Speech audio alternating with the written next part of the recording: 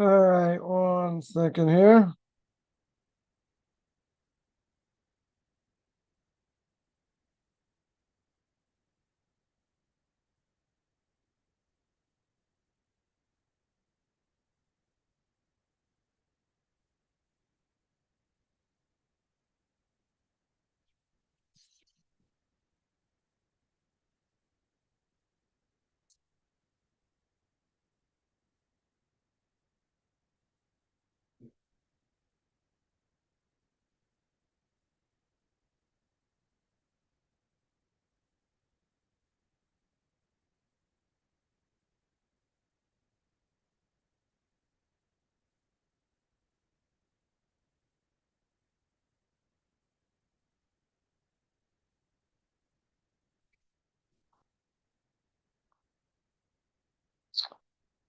All right, welcome to this Q&A. Again, want to welcome to this Q&A. A few questions came in.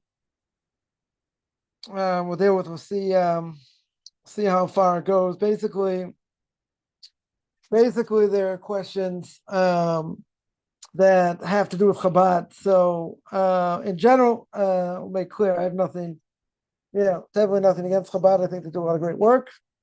I mean, I do take issue with, sure, a lot of people would.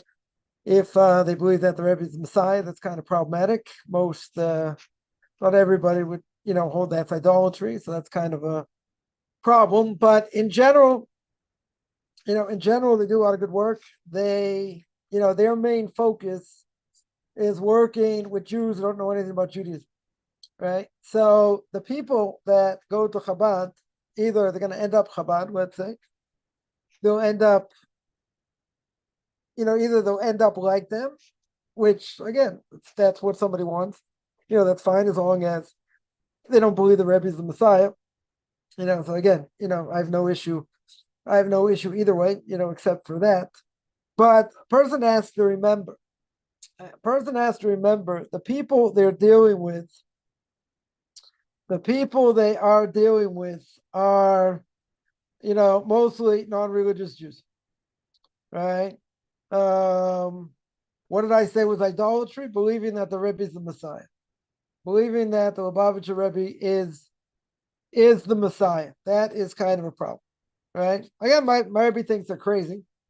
He probably still thinks that, but probably got a soft spot somewhere. I'm not exactly sure why, but other people, are going to hold beyond the shadow of a doubt if they believe that the Lubavitcher Rebbe is the Messiah. That's a problem. It's a serious problem. It's idolatry, right? For the most part, it's idolatry, right? But again, the point over here is that they are dealing with people who are not religious. So there was, people want to convert. They don't necessarily give, classes to converts. They are big having people keep the Noahide laws, right?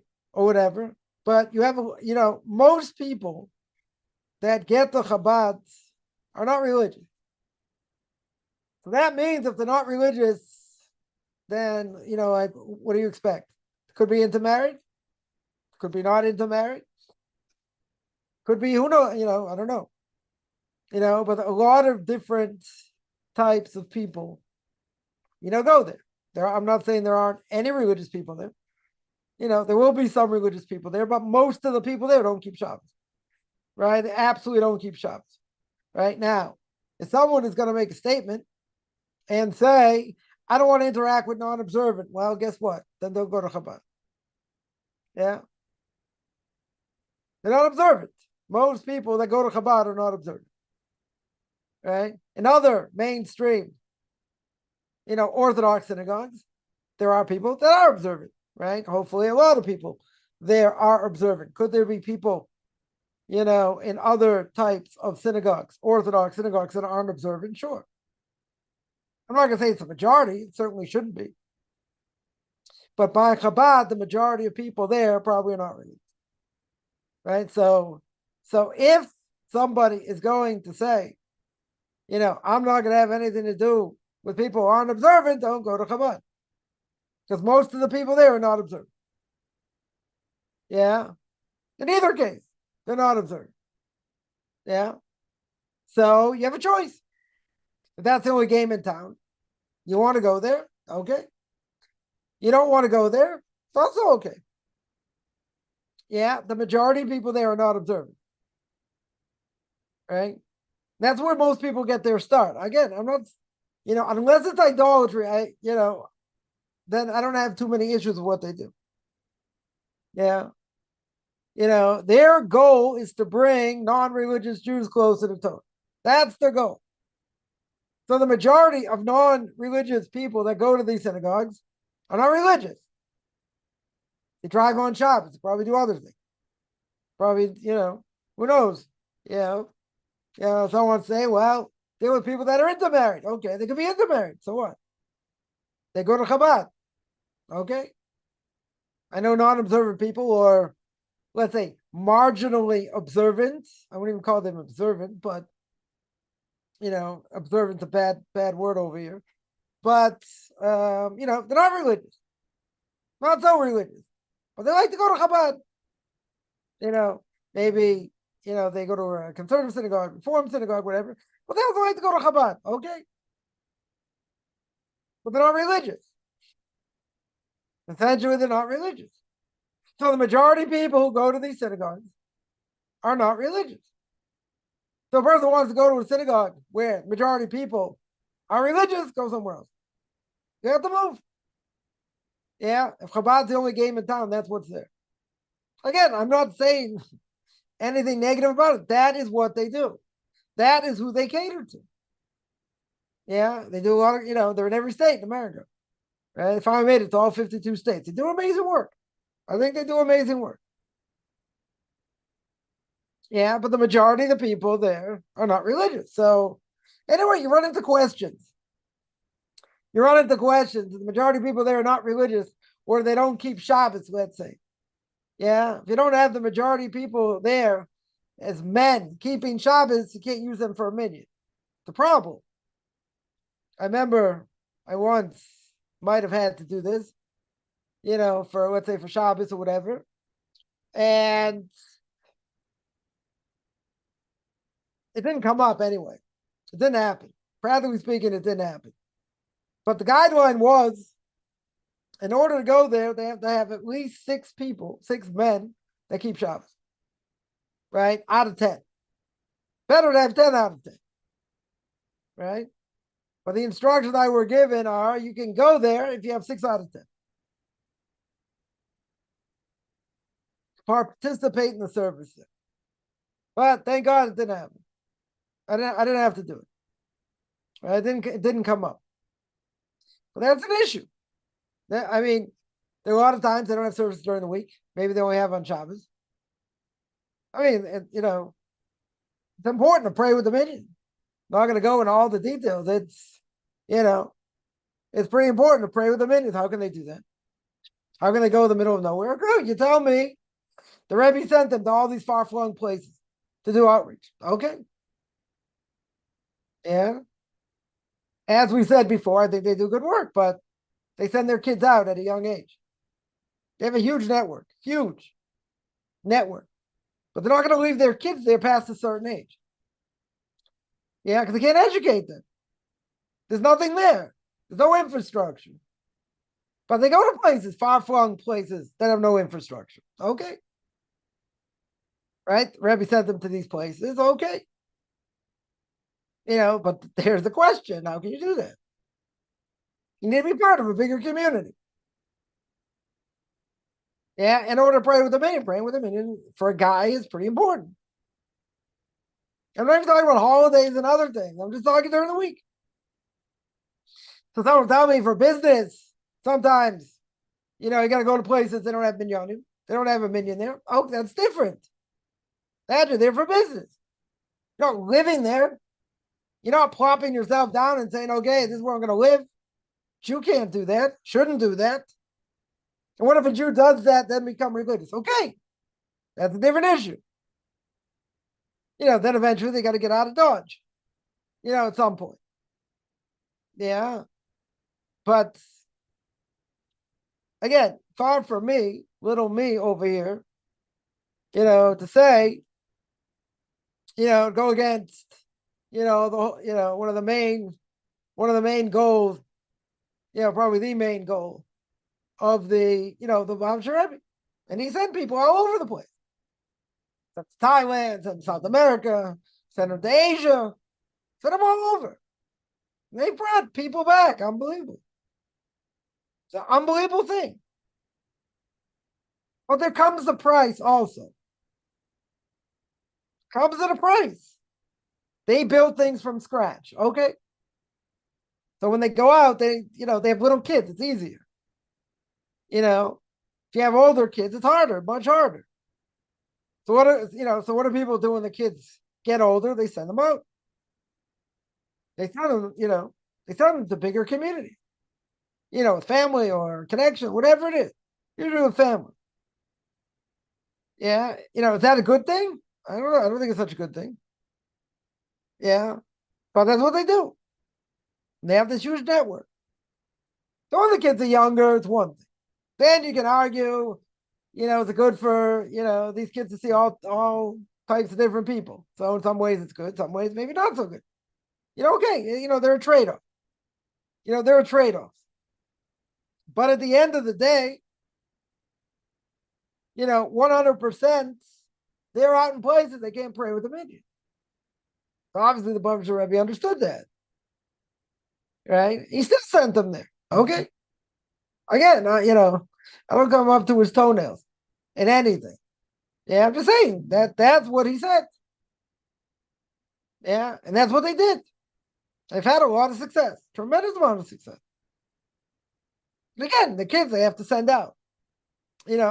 Sometimes I read stories. I just, while I'm on this, sometimes I read stories of people, travel with kids, let's say, and they travel this country for like 6 months. Or they go here for like, I don't know, 3 months, let's say. So hiking, they go here, they do this, they do that.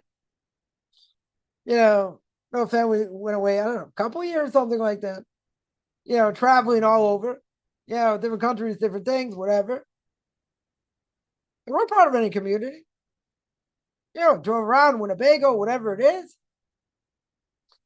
So, interesting story. Very, very interesting story.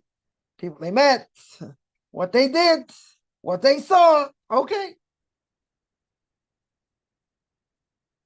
How does that negate davening with a minion? With praying with a minion? You got to say the Torah obligation is to say thank God for anybody. Right? That's the Torah obligation. Everything else rabbinical. The time, what you say, when you say, how much you say, all these things are rabbinical. Okay. Not coming to, make fun of something that's quote unquote rabbinical. Yeah. But all the things we do in prayer, most of it's rabbinical. So you can say, according to the Torah, I'm good. Okay. That's true. A public prayer is huge.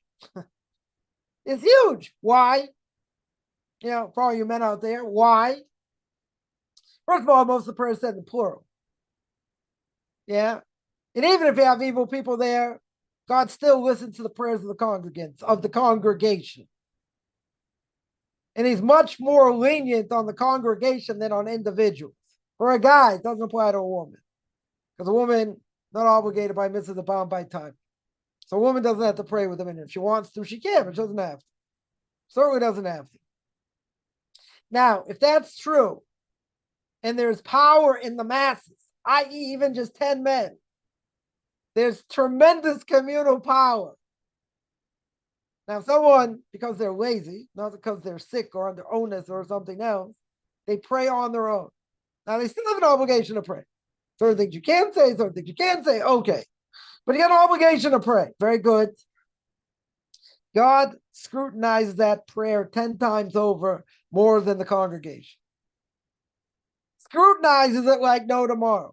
Because you're an individual. You're not part of a crowd. You're not part of a congregation, let's say. That's the language of the verse, right? How do you know? How do you know you need 10 men? So the rabbis learn out. The Torah says, "Nigdashti beto penei Israel." And the word they use there also is Eidah. Eidah means what? 10. You need 10. We need 10 men.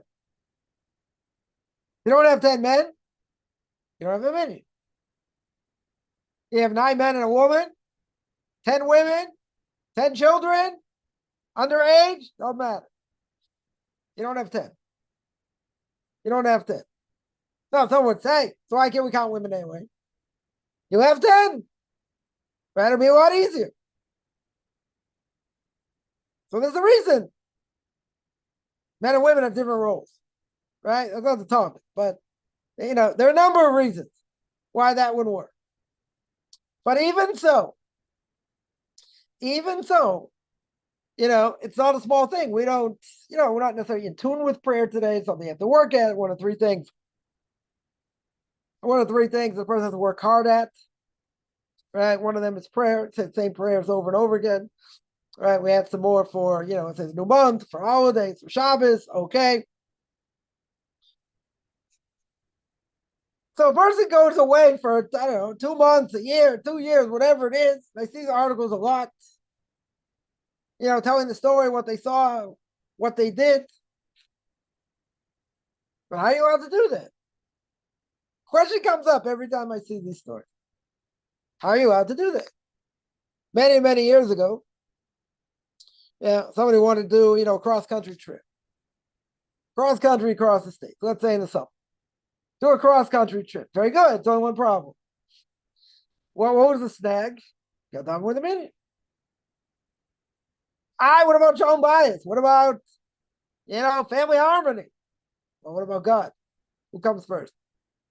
So you say you try and mesh both. Okay. You try and do whatever you can for family harmony.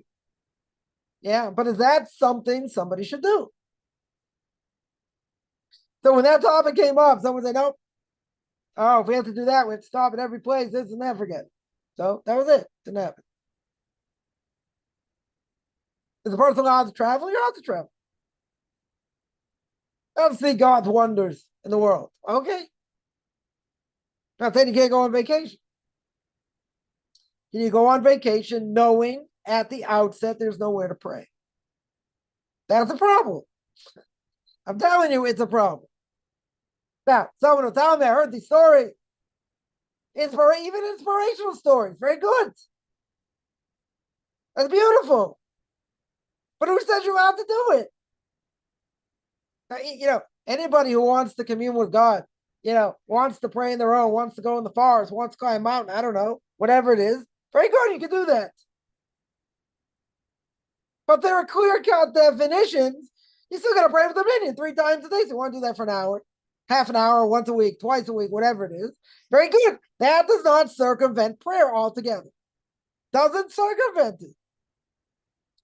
Tell me on a Torah level, I can say this and whatever. It doesn't matter. Good. We're not living on a Torah level. Rabbi told us what we need to do, what our obligation is. There's a power of a community. Huge power of a community. So someone gets all this inspiration, they want to see the world.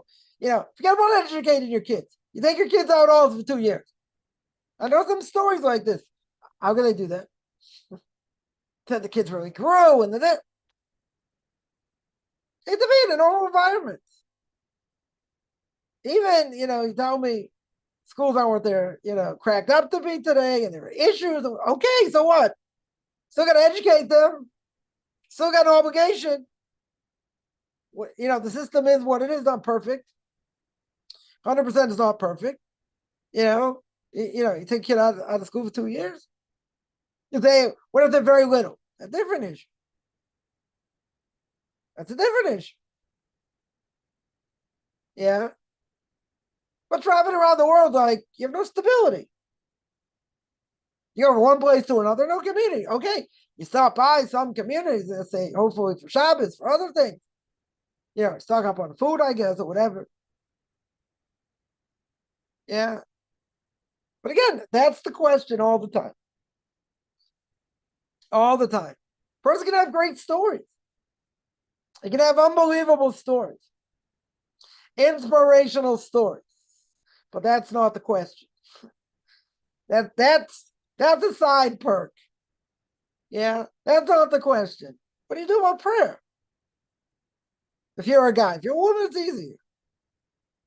If you're a guy, how can you do that? How can you take yourself out from doing that?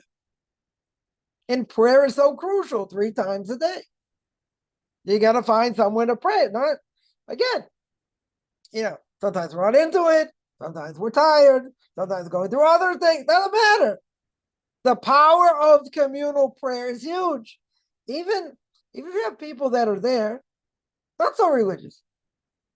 Yeah. Just like we have the 4 species, 4 different types of people, right? 4 species on Sukkot. Yeah. Yeah. You have people that don't have mitzvahs or good deeds. Yeah, but you join everybody together. We're not talking everybody there is righteous, but they're still part of the community, right? That's the whole question. How can you have them as part of the community? Because if you have them part of the community, doesn't prayers aren't the same, right? So what people will try and do is if they know some people, let's say, don't keep Shabbos or whatever, they'll make sure. Let's say they have 2 people don't keep Shabbos, so instead of having 10, you have 8. Essentially, so you could pray with that. You could do that. Yeah, not the best, but you could do that. What's the better thing to do? Find 2 other people. Find 2 other people, keep Shabbos, and then you're fine. Right? Let's say 2 people, 3 people don't keep Shabbos. You have to offset that. Let's say you can't. Right? So you draw the line by 6. If you have 6 that keep Shabbos, you can pray with it. If you don't have 6 that keep Shabbos, then you can't. Then you shouldn't. Or spoke to someone a while ago. They told me they've been in this community, I don't know, 10 years, 15 years, whatever it is. They don't get a minute during the week. They have a minute on Shabbos, but they have a minute on Shabbos. I was in Florida a couple years ago. Somebody, been there, whatever, it's part of Chabad, been there for 20 years. More than 20 years. Saturday night, didn't get a minute. Had a minute on Friday night, had a minute on Shabbos. That's what it is. Someplace, and this is in Florida. Not talking in Timbuktu. This is Hollywood, Florida. Plenty of Jews there. Plenty of Orthodox Jews there. Yeah. They ain't get it, they struggle during the week. It's been there 20 years.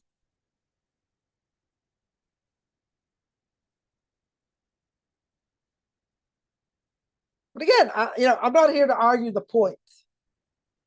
Yeah, the Rabbi sent them there. That's what their mission is. To bring secular Jews back to Torah. Okay. Where there's nothing there's no infrastructure. How can you do it? Good question. Again, I don't come up to the toenails of the Lubavitcher Rebbe. No question about it. Yeah, definitely no question about it. How could he do it? I don't know. I don't have an answer. Yeah, I know some Rebbe's like so great they pray like crazy times.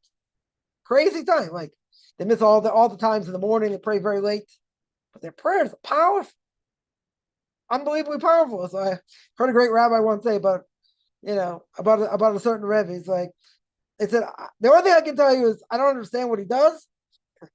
I don't understand the hours and everything else. This person, like everyone would agree, is like very, very holy, no question. But like the times that he prays and other things are like off the rails. I go against almost everything. Yeah. But the same person will say you go to him for a blessing. Yeah. Forget about what he does. We don't understand. That's the answer. We don't understand. Yeah, but if they have that kind of spiritual power, you don't mess. How can they go against it? Where the holy, that's not part of this discussion. Right? That's a whole, that's a whole nother thing. But again, the idea, the idea is, I think a pretty simple thing, right? And that is, person has to understand what their goal is, right? They have to understand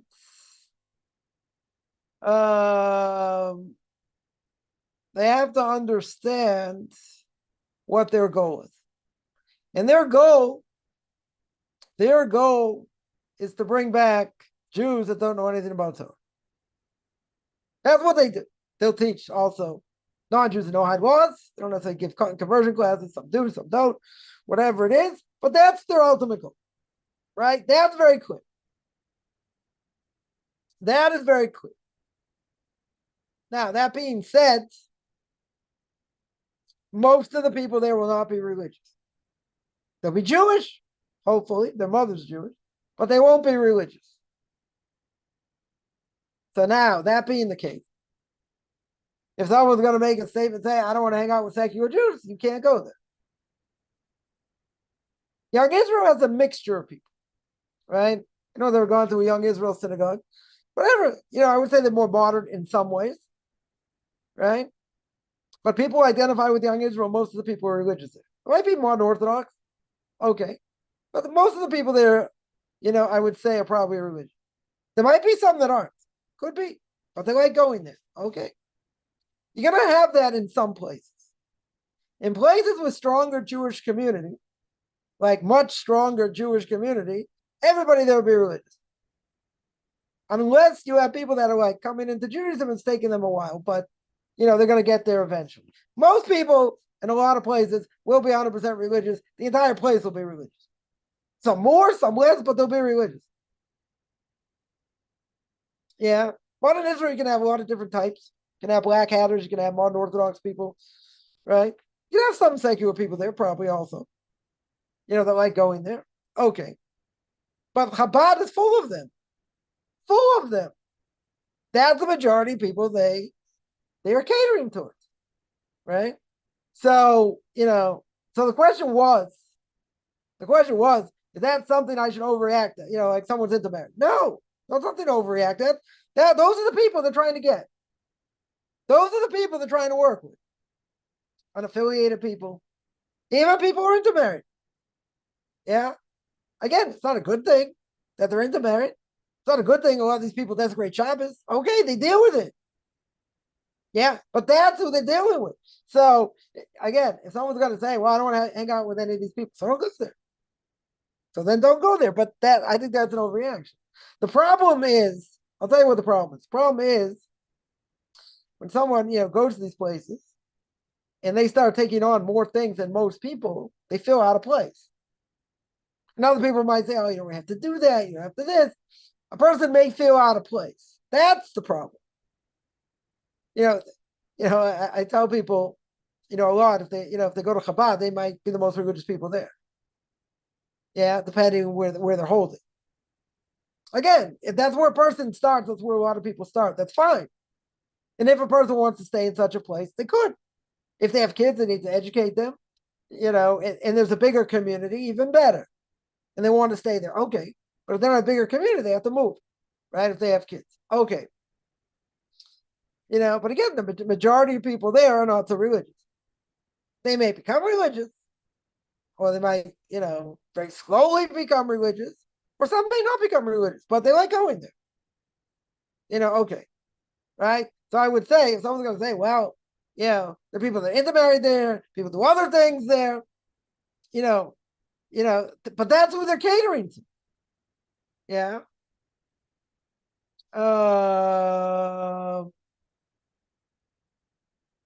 That's what they're catering to. So again, a lot of people there may be into marriage. Some may be into marriage. Some may be just, not so religious. But they like going there. Some, let's say, will be interested in growing spiritually. That's good. But if someone's like really holding somewhere in the world, and they've been practicing religion for a while, practicing Judaism for a while, they're really trying to hold somewhere, they will be more religious than most people there. That will be the case. So that's just something to keep in mind. But again, that's who they're catering. That's what I would say on that. Okay, let me get to some questions here. Someone says, why did God create us to enjoy things and say we shouldn't have them? Things like drinking or eating, he doesn't want us to have. Who says he doesn't want us to have? Torah, Leviticus chapter 19, beginning of Leviticus 19. I'll get there. I don't know when, but I'll get there one day. It says, be holy because God is holy, right? So now, difference of opinion, what it means to be holy. According to Rashi learns being holy means staying away from forbidden relationships. According to the Ramban says you're allowed to eat and drink. You're not allowed to be an alcoholic. You're not allowed to be obese, right? You're not allowed to be 50 pounds overweight. So this statement isn't true, right? In other words, you're saying things like drinking or eating doesn't want us to do. What do you mean? Of course he wants to eat and drink. That which is permissible. That which is permissible, I can drink. That which is permissible, I can eat. He's not telling you not to eat or drink. He's telling you how to eat and drink. He's telling, God's telling you within reason, right? There are things that are forbidden, obviously, to eat. But if things are permissible to eat, what's the problem? What's the problem? If it's not a forbidden time to eat it, what would be the problem? Eating too much of it. So God's not telling you not to eat or not to drink. He's saying, within reason. You want to have some soda. It's probably bad for you, probably kill you. Okay. You want to have a cup of soda or two. Okay. You want to drink a whole bottle, 2 bottles a day. That's probably not good. Right. That's probably totally unhealthy. There are plenty of things totally unhealthy, but I didn't say you can't eat. Someone came to the Chofetz Chaim, a blessed memory, and said, Rabbi, you wrote this book. I can't speak. You're telling the whole Jewish world we can't speak. Chofetz Chaim said, I didn't say that. To read the book, Shmir Zalosh, right? The book of Lashon Hara. Doesn't say anywhere you're not allowed to speak. The Chofetz Chaim answered it, I'm telling you how to speak. Right? It's a big difference. Right? If he says you can't speak, then you can't say anything. Even though the Mishnah Perkei Avos, ethics of our father says the best thing is really to be quiet. Okay. Yeah. But if you speak, don't speak Lashon Hara. Very good. He's not telling you not to speak. Right? Same thing over here. He's not telling you not to eat. Torah's not telling you what to eat. Sorry, what not to eat at all. Torah's telling you within reason. Should eat healthier, should exercise, okay. Right? But even though it's the Ramban says, right at the beginning of Parshas Kadosh, right? Leviticus chapter 19. What does he say? You got to eat within reason. You got to drink within reason. Doesn't mean you can't eat or drink. You have to know how. Yeah, you definitely have to know how. Jewish women get together to pray and study Torah. Why not? Sometime. Not forbidden.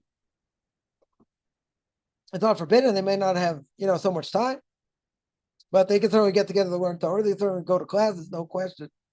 Right? But your question specifically is, do they get together and learn Torah? Sometimes. It depends on the schedule. It depends on how busy they are. It depends on a lot of things. But can they? Sure. Do they? That's a different issue. Right? That's a different issue. There are a lot of constraints. Usually family constraints. So if a woman doesn't have family constraints, doesn't she have an obligation to learn as well? Sure. Is she going to be able to learn with someone maybe in person or on the phone? Maybe. Yeah, depending on the schedule. She certainly can. Nothing wrong with it. Definitely nothing wrong with it. Do people do? I don't know if they get together so much, for class. They might, go to classes, but they have something, in their house or learning with someone one-on-one, in person. I don't know. Some people do it. I don't know how frequent, but it can be done. It's just that I think it's easier to go to a class and see people, whatever, than trying to learn with someone else. Just depending on person's schedule and what they do. Someone asks, better pray with 10 men, or could it be 5 men and 5 women? No, it's got to be 10 men. Right? 5 men and 5 women is not a minyan. 9 men and 1 woman is not a minyan. 5 men and 10 children, that are 12, right? Also not a minyan.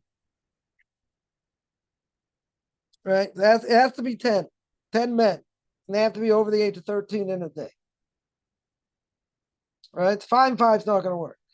5 and 10 won't work. 5 and 20 boys at age 12 won't work.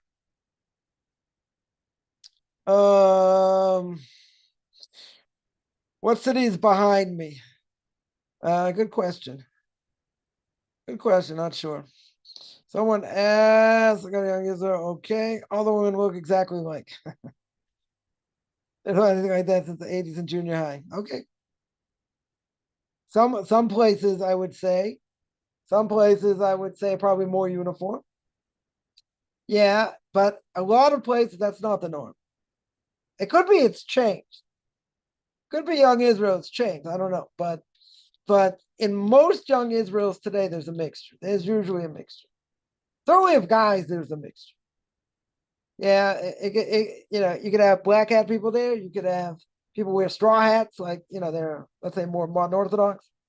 Let's say you could have it. You could have a mixture. You want to tell me all the women are exactly the same? Okay, yeah, it could be. Yeah, I think it's kind of strange that it is. I would think just the opposite, that there'd be a mixture. That there'd definitely be a mixture, but um, could it be some places are more uniform than others? Could be. Could be. I don't think so, but someone there says same wig on every head. All right. Um,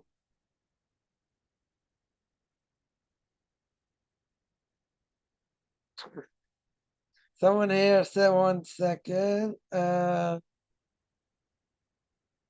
there mentions Chabad's their first deep exposure. Yeah, that's probably most people.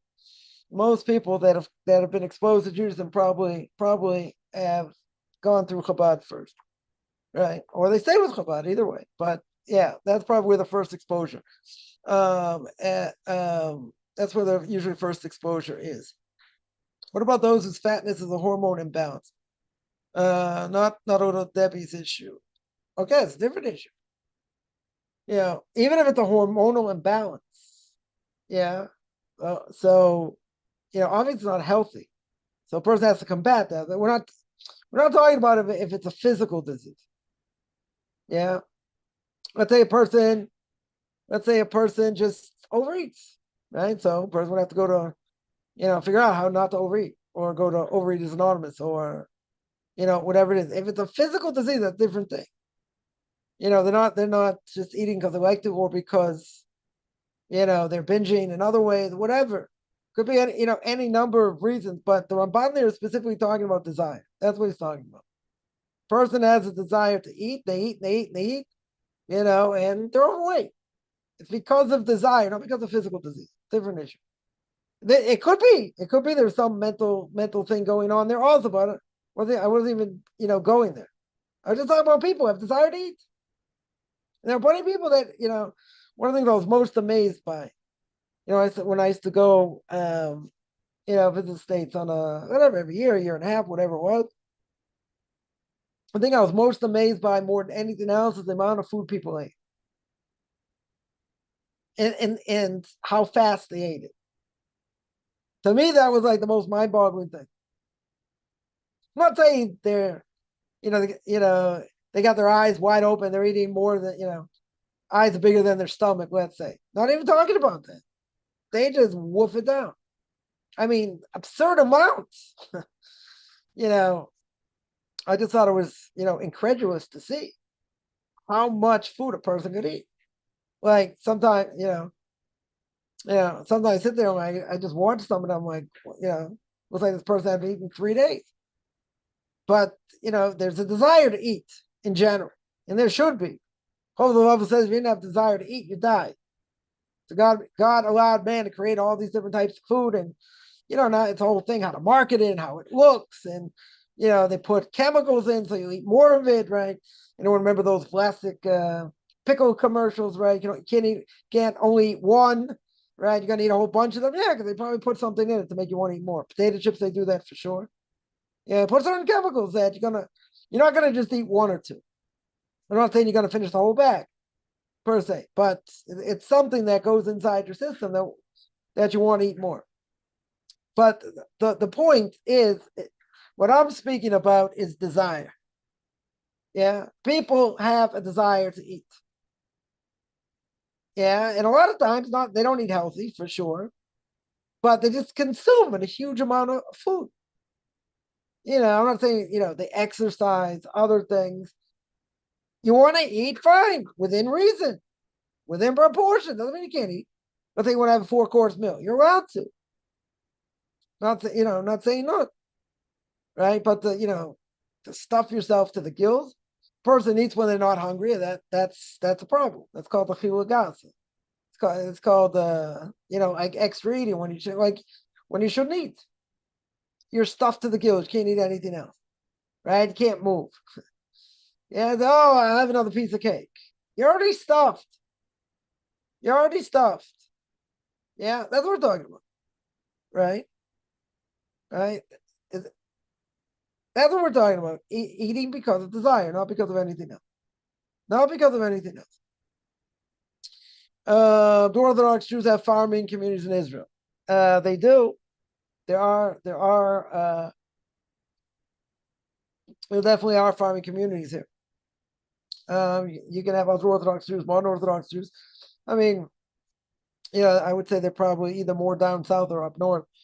Yeah, but they're not, certainly not central country because, not so much land, but, more city-like. But definitely, there are definitely communities like that. Definitely communities like that. Uh, Settlements, yeah, settlements are like that. They have, people have farms and sheep and, all kinds of other things.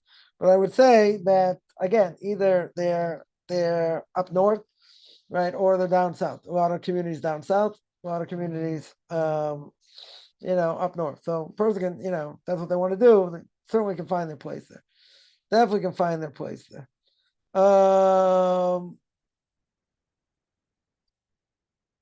Yeah, I would say it's harder in the States.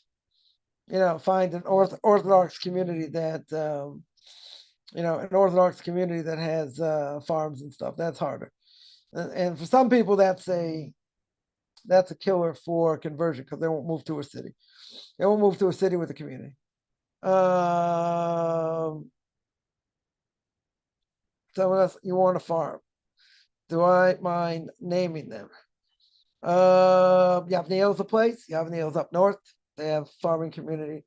Up there, all the places down south, most of them are secular places, right? Near Oz that got destroyed during what do you call it? During October 7th.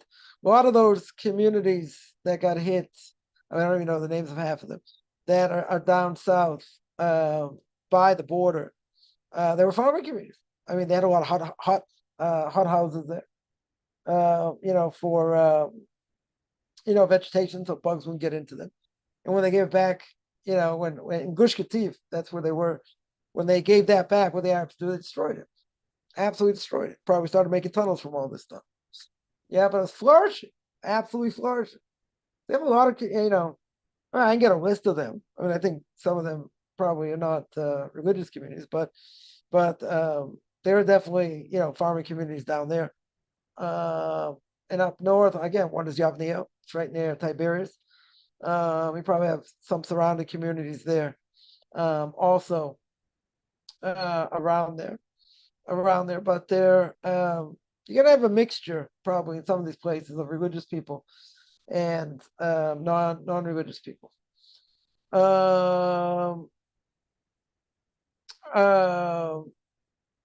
Someone here mentions what do you call these farming communities? Some of them are kibbutzim, some of them are, what do they call them? They're moshavim. That's what they really are. It's called the moshav. That's really where a lot of farming communities are. But again, a lot of them, a lot of these communities are, not religious. People there aren't so religious. There are religious communities. There are. I'm not saying no. There are religious communities. No, I said Yavneel. 1 second. Yavneel's up north, right near Tiberias. It's actually where I want to start a community up there, but hasn't happened yet. But it's about 2.5 hours outside Jerusalem. Someone says, I heard from Rishon LeZion, Chief Rabbi Yitzhak Yosef, that Adam working and toiling for life on earth is actually cursed, right? You know what he didn't say? The Torah says. Yeah, not a blessing. Yeah. But the Torah says. Torah says because Adam and Eve ate from the tree, they got to work by the sweat of your brow, right? What does working by the sweat of your brow mean? Livelihood, right? That's what's going to happen. You have to work hard to make a living. But Torah is the priority, right? Yeah, but the Mishnah Pirkei Avos says, "Ain't kemach ain't Torah." If you don't have flour, you don't have Torah. What is kemach a reference to? Working, right? A person sits and learns all day. How are they going to eat? The person say, "Oh, my wife will support me." Okay. Now, most places, one income's not going to be enough. If a person will self-sacrifice, tremendous self-sacrifices, that you'll survive for a while, potentially. Depending on how many kids you have, and then whatever, eventually, a person will have to do something. But yeah, Torah is going to be the priority, even if you are working.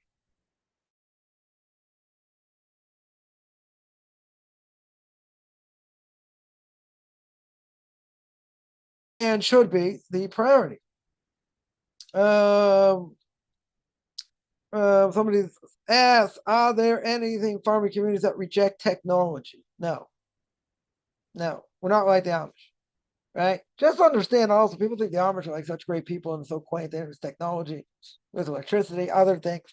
Before they came to America, they were in Germany, and they, during the war, they very well helped, the Germans search for Jews in the forest and stuff. That's what they did.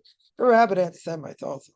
Today they're like, they look cute in the summer. They have purple T-shirts and shorts and like, and different things. But just know where they're, where they came from. But no, we don't reject technology. No Jewish farmers reject technology. Just the opposite. They're the ones inventing technology. Yeah, making everything easier, more productive, so to speak. So that just the opposite, of the Amish. A lot of the kibbutzim, there are religious kibbutzim also, right? A lot of the kibbutzim happen to be very, communist in many ways, but a lot of them today, that's how they started, but a lot of them today are, more, I would say, what's the word? They are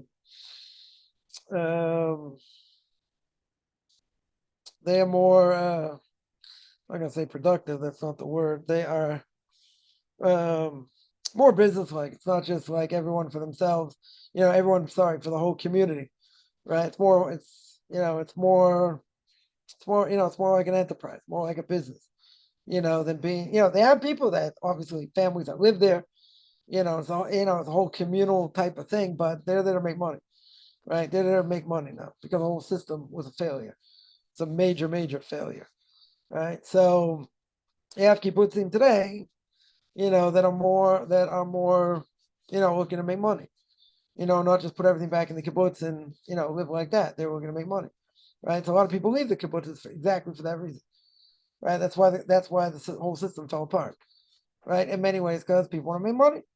That's the bottom line. They want to make money, right? So everything going back into the pot or whatever, you don't get very much. That's people don't, some people don't want to live like that.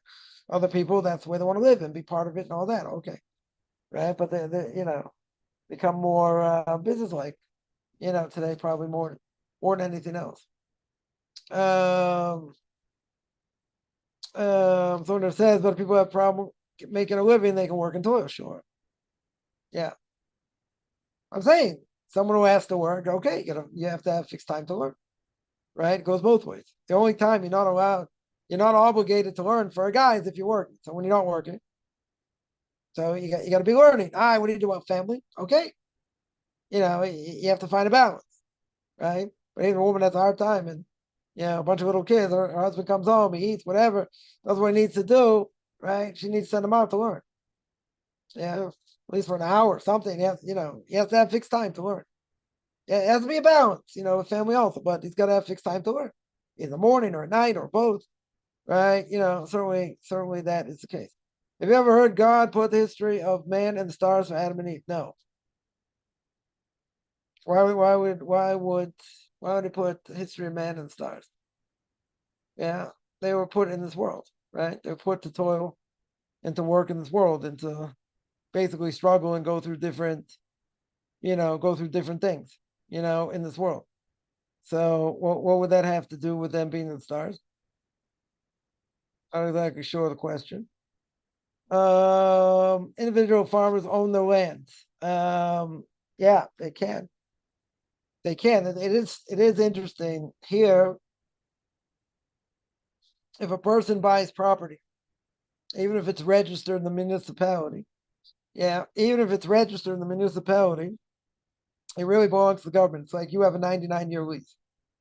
Now, in general, after that lease is up, really they just renew it, right? Free enterprise, right? They renew it, but really all the land really belongs to the state of Israel, right? But um, in general they renew it. When it comes to farming, they buy land, right? People can buy the land, and own it, own it the same way. They definitely can own their own land. Yeah, that when I was up in Yavnei, I was up there for about a year and a half, back and forth, twice a week. So there were people buying land, you know, buying property, buying land. They had sheep, people had horses, people had chickens, people had other things. So they were buying their own land.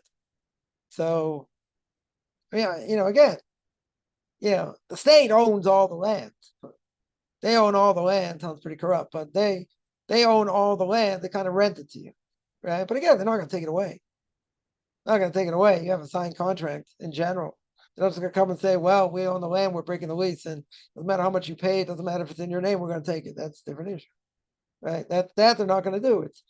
It's a theoretical thing, right? I.e., you lease the land from them. Very good. Yeah, in some places the land can be very expensive. Yeah, you're going to lease the land from them. Okay, but they're going to renew it. They're going to get back to you. So it's not like you're not going to own it. You're going to own it. 100%. You own it.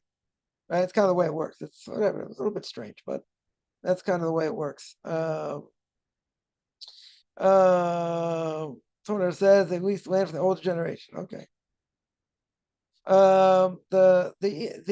Yeah. So when that was the thing, when they were like buying up land, they have to get water there, electricity there, it's a whole thing, right? But they have to speak to the powers that be, in order to get what they need. Listen, you get the right connections, whatever, it's very doable. There, I have heard some people had, certain issues, bureaucracy, other things, but bottom line, someone wants to own the land or work the land, they can buy their own. Yeah. Yeah, it's funny. I always when I used to go up there.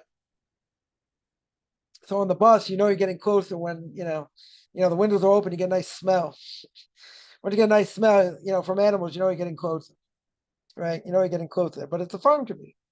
It's a moshav, but it is a lot of people there. Definitely have farms there. But the problem is that's really all that's there. Nothing, so it's there are people, trying to figure out how to make money otherwise, right? That's why community never really grew that much. There's a problem. It's close to Tiberias, like it's 10 minutes away. 10 minutes away from Tiberias. But nonetheless, it's more a farming community. I know a few people who went out there as pioneers like 20 years ago. And the problem is the community never really grew that much. That's the problem. But anyway, when I went up there, I was giving some classes. So you need infrastructure there. They had a cheder there. They had school for boys there, and for girls. But the problem was it just didn't grow enough. And then people started sending the kids out, or they, let's say Tiberias or other places, or they homeschooled, which is also a problem. Which is also, some people homeschool their kids, and a lot of their kids were on the streets.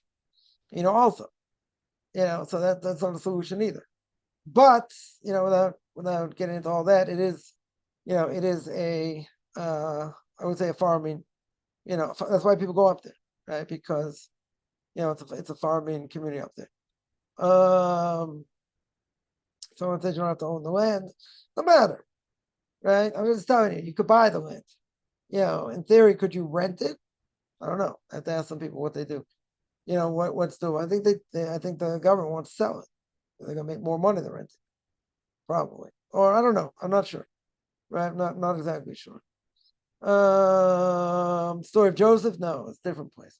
That's in Shechem. That's Annapolis. That you can't even go to today almost because it's a dangerous place to go. You have to go with the army in order to pray at Joseph's too.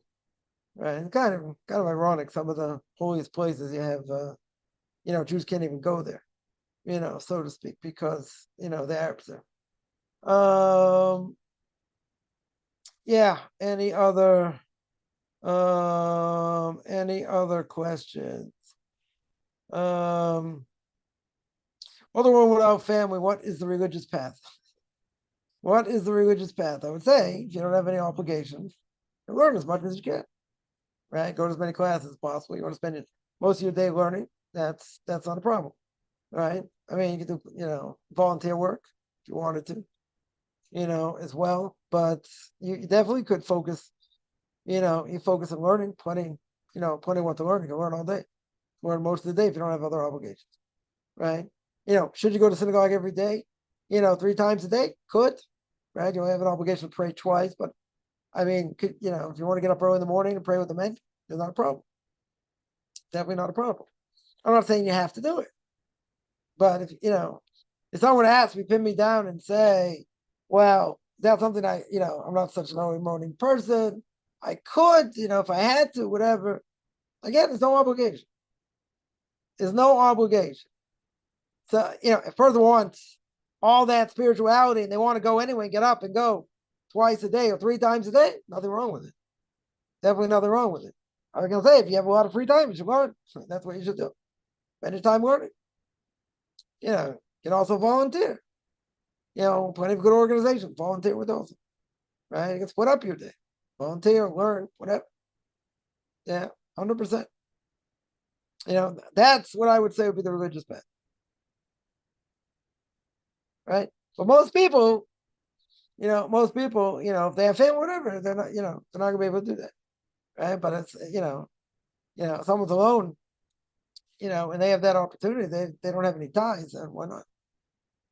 For a woman, why not? Again, obligation? No. Obligation, get up early and pray with the men? No, definitely not. They want to, they certainly can. Then would you recommend it if they want to? I'm not going to say they're obligated, for sure not obligated. Right? Definitely not obligated. Right? Would it help them feel more spiritual? Could be. Probably. But again, I'm not going to say you're obligated to. Yeah. Depends what you want to do. So they say, what's the path? Different people, different paths. Some people, want to sleep later. Some people want to, do other things. Okay. If a woman wanted to, let's say, help volunteer in different organizations or whatever and learn a little bit, to do that. 100%. Person feels that, they just want to spend their time learning. There's nothing wrong with it. If you have no other obligation. I would say it should be more of a balance. Yeah, definitely more of a balance. But if a person wanted to, just to learn straight, all these hours, different things, nothing wrong with it. Yeah. Any other questions?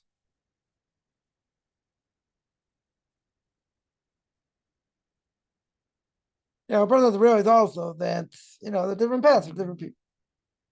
Some people have more time, some people have less time. It depends on the person. Some people want to get up early, want to, start off the day, praying with a minion. That's great. And if they don't want to, it's also fine. Yeah, not gonna say, oh, you loser, you should get up. It doesn't matter if you're tired, this and that. Go pray with the men. You don't have to. There's certainly no obligation. If you want to have a spiritual experience like that every day, why not? Or every other day, why not? Yeah, if you have the time. I'm not saying you have to. It's got to depend on what the person wants. It's not a one answer fits all. It depends what the person wants.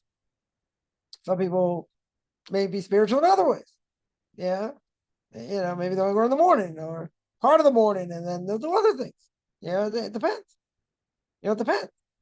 Sometimes it could be overkill and the person gets burnt out also. So, you do too much, the evil inclinations, get up early, go pray with them, and then the evil inclination comes along and say, see, but you're not really part of it. And, if they only had 9 men and you, they wouldn't count you. And, So who cares what your prayers anyway? Like the evil inclination, very good at what it does. We always say, but at the end of the day, it depends on the person. If they have a lot of free time, it depends what they want. Depends what they want. Could they, tap in, really learn a lot? Sure. Could they tap in a little bit and do all kinds of volunteer work and other things? Sure.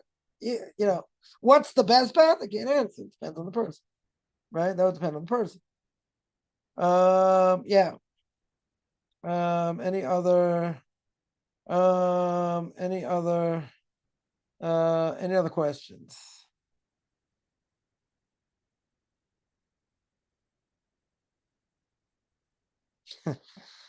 um Someone asks, what I remember the story from Adam, so today was told in the constellations, and we forgot how to read it.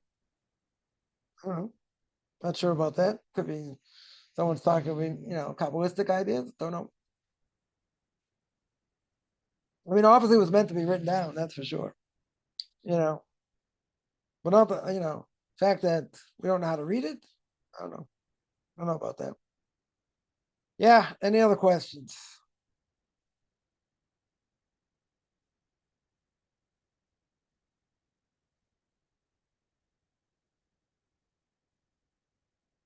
All right, I'm gonna stop here. I just every Tuesday and Thursday, 10 o'clock Eastern time, 5 o'clock Eastern time. Anyone has any questions? Find me on Facebook at Marcus Kaufman or Beyond Orthodox Conversion Judaism, orthodoxconversion.com, Beyond Orthodox Conversion Judaism on YouTube.